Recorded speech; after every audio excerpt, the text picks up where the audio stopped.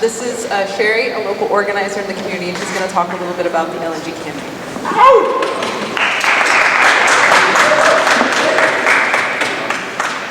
Hey everybody, thanks for being so patient with us while we set up and Prism saved the day with a speaker. So thanks for that again. So again, my name is Sherry. I am the LNG campaign coordinator for the Ejlri, and I'm also the co-founder of the FANG Collective.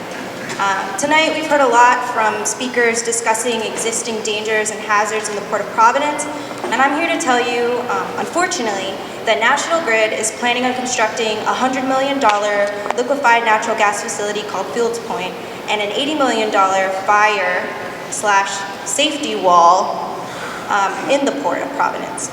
This LNG liquefaction facility is intending to be built right next to all of the existing structures that we learned about today, including an LNG storage facility tank and the Univar chemical facility. So what is natural gas or LNG? Liquefied natural gas is actually fracked gas. Does anyone here know what fracking is? Right. It's bad, right? It's a process in which they use chemicals to draw gas out from the ground, and in that process, those chemicals are mixed into this gas. So essentially, there is nothing natural about fracked gas once it is extracted. So this fracked gas that is laden with toxic chemicals known to poison the drinking water of those who live near the sites it is removed from will be processed through this liquefaction facility. If National Grid is successful in building the Fields Point facility, this fracked gas will be brought to the city by pipeline and put through a process called liquefaction, which is when they cool the gas down so much that it becomes liquid so that they can store more of it. So compressing it down as much as they possibly can to put into a tank.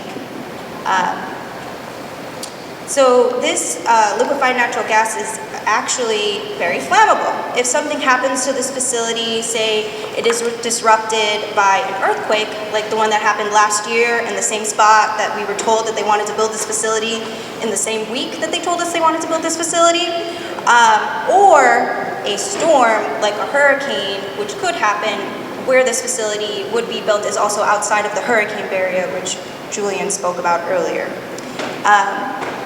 So once this gas escapes from this facility, it again is highly flammable and could trigger an explosion, setting off all of the units and facilities in this port.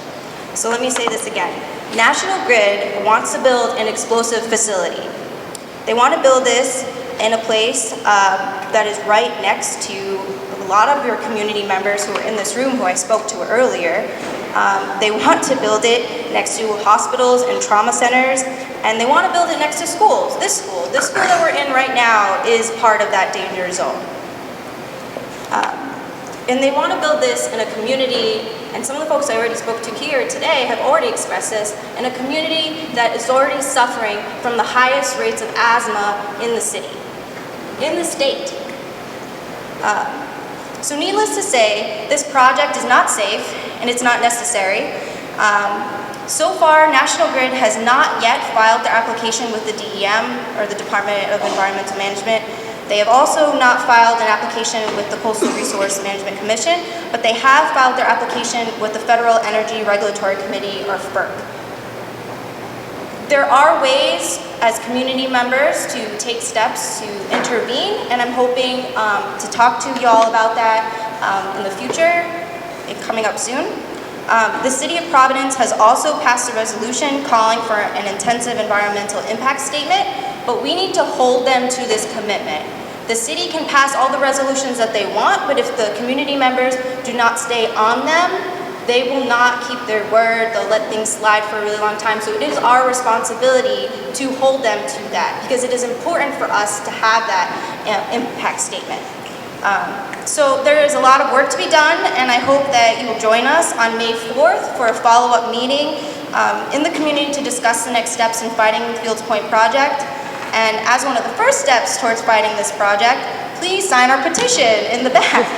And if you have any questions, please come speak to me. I have no problem giving my personal cell phone number out to folks in the community who want to talk about this and organize around stopping this from happening. And again, my name is Sherry. Thank you.